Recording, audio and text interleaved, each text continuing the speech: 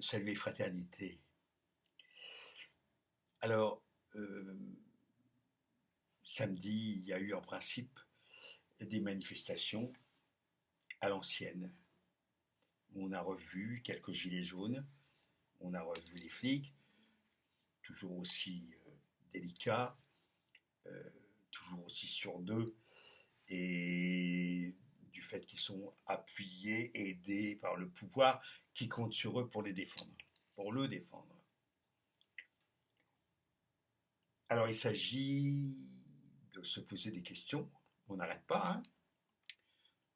Euh, il y a un certain nombre de choses qui sont du ressort de la tactique et de la stratégie. Encore faut-il avoir un, un but, parce que si les buts vont dans tous les sens, c'est-à-dire défense du pouvoir d'achat, défense de la sécurité sociale, défense des retraites, etc., euh,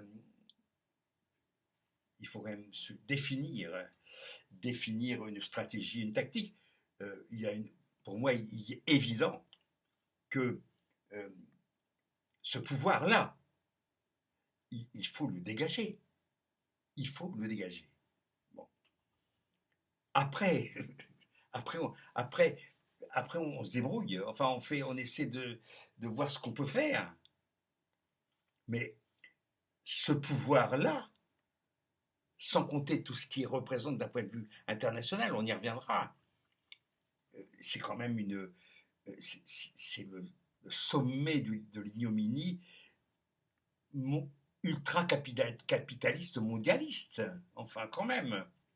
Bon, au service du capital international et principalement de l'impérialisme américain.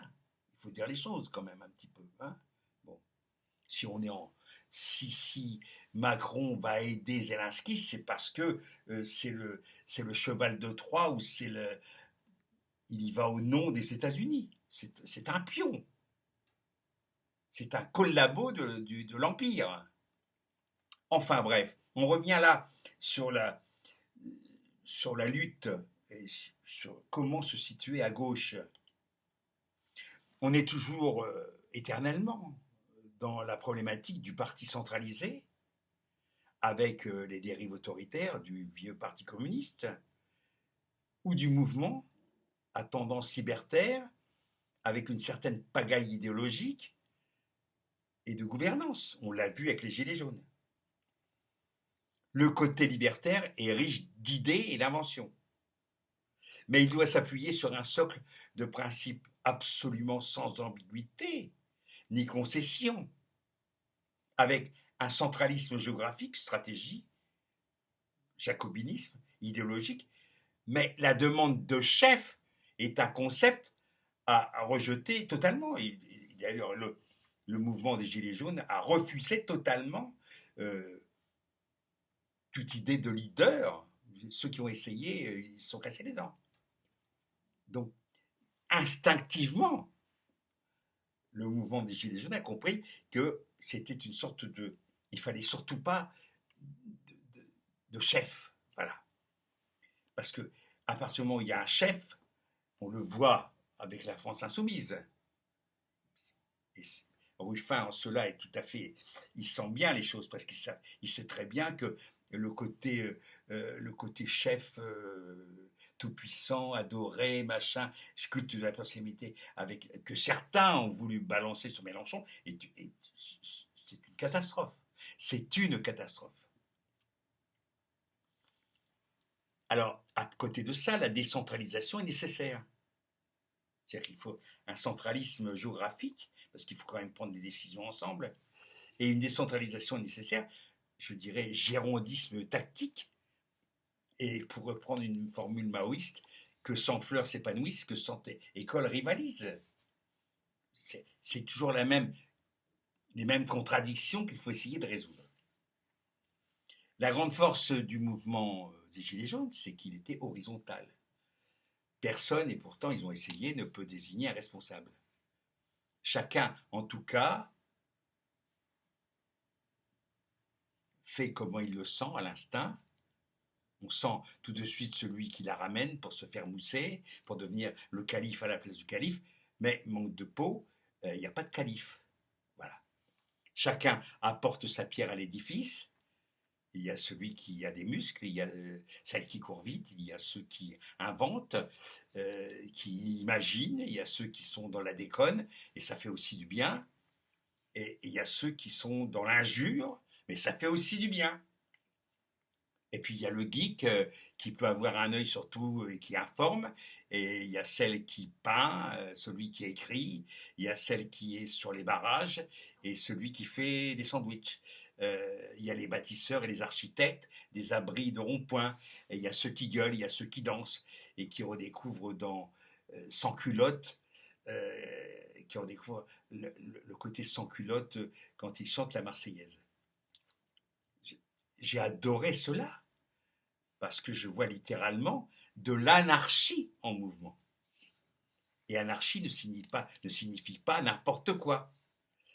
L'anarchie, c'est un état d'âme, si on croit à l'existence de l'âme. Voilà. Alors, tout ça, c'est au niveau franco-français. Mais on voit très bien, on sent que finalement, le côté franco-français, c'est cuit. Enfin, on est quoi? On est complètement périphérique. On voit bien que d'une certaine façon, Elon Musk, Biden, Poutine, le président chinois ont plus d'importance pour nos vies au jour le jour que Mélenchon évidemment. On est devenu totalement périphérique. Voilà. Et comme en plus ce pouvoir est capable d'envisager de détruire pas seulement ce qui a été le socle de notre pays pendant des années, avec les acquis du Conseil national de la résistance, mais on voit bien qu'il est en train de tout saccager. Mais c'est pas seulement français, c'est partout le pouvoir notamment capitaliste et international, saccage absolument tout, parce qu'il veut se goinfrer, en attendant une catastrophe climatique irréversible à laquelle foncièrement il ne croit pas.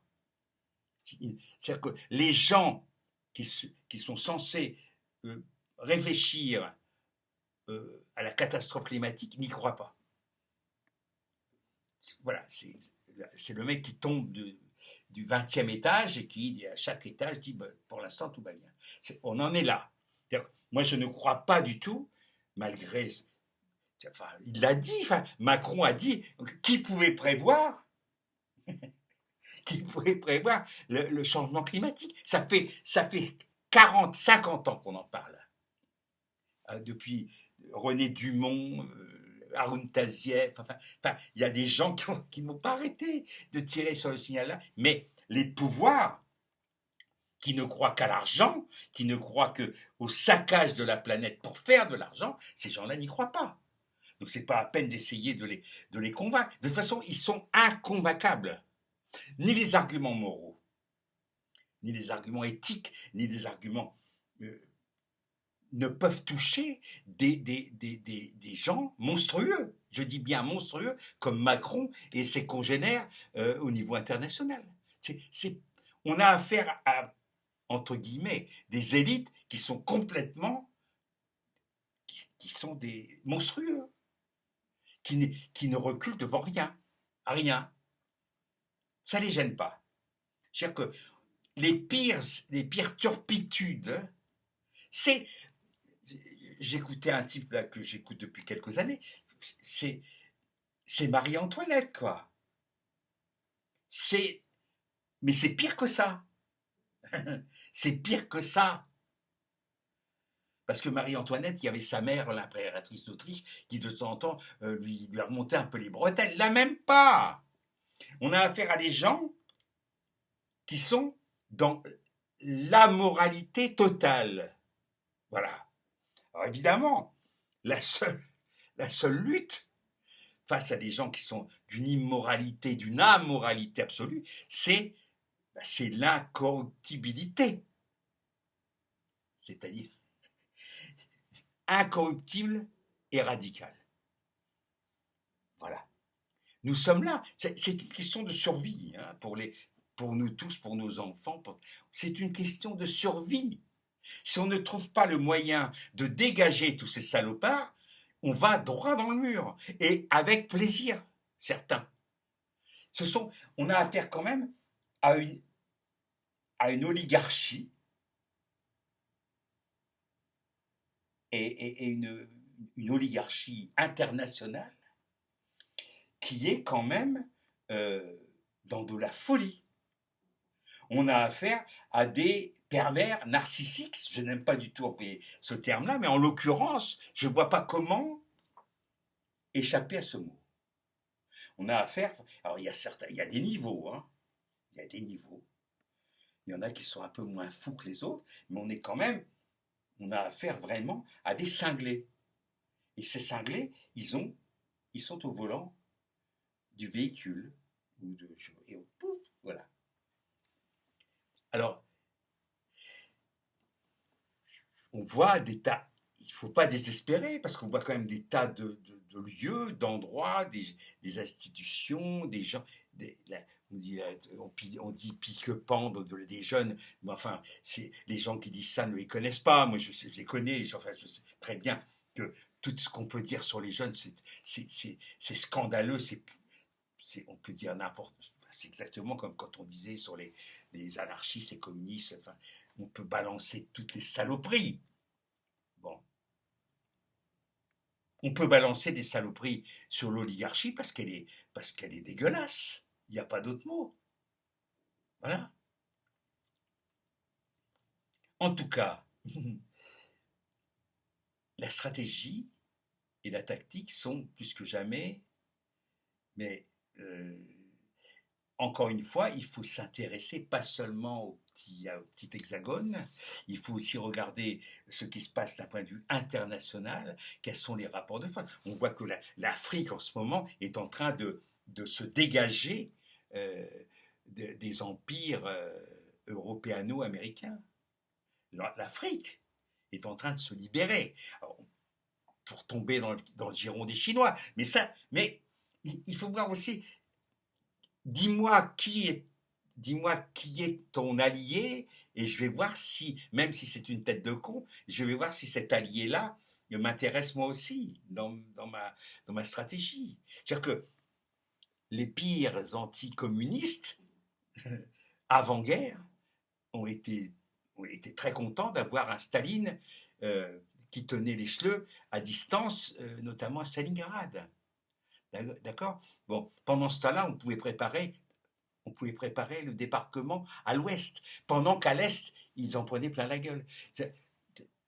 C'est après la guerre que Staline est devenu un très mauvais personnage. Avant et après la guerre, Staline est devenu un très mauvais personnage. Mais enfin, il faut savoir aussi avec qui on est allié dans ce jeu j'allais dire d'échecs, oui, international. C'est-à-dire que parfois, même si des gens font la grimace sur Elon Musk, qui est pas, c'est pas du tout un personnage recommandable, mais il se trouve que ce mec a un pouvoir énorme, énorme. Il faut voir ce qu'il va en faire. Si c'est pour déglinguer Macron et d'autres, je dis bravo. Voilà. Avec qui tu es? Il faut parfois s'asseoir un petit peu sur les pudeurs idéologiques. Hein? Ben oui.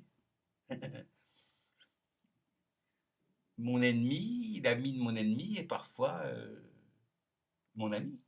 Même s'il n'est pas très recommandable. Ça s'appelle, pour le coup, ça s'appelle de la réelle politique. Hein. Voilà. Enfin, moi je pense qu'on est quand même... je viens d'écouter sur le net, là, je peux rien faire, je suis en prison.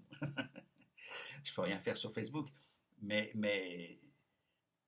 je viens de voir un curé, je ne sais pas d'où il sort, le mec, de lui tenir un discours anti-Macron, anti-pognon, que j'aimerais bien entendre vraiment de la part de mon camarade Martinez, hein, vraiment, ça me... Parce que là, ouais, là, c'est, on est dans la platitude lamentable, hein. Voilà. Bon, euh, on reviendra là-dessus. Hasta la victoria.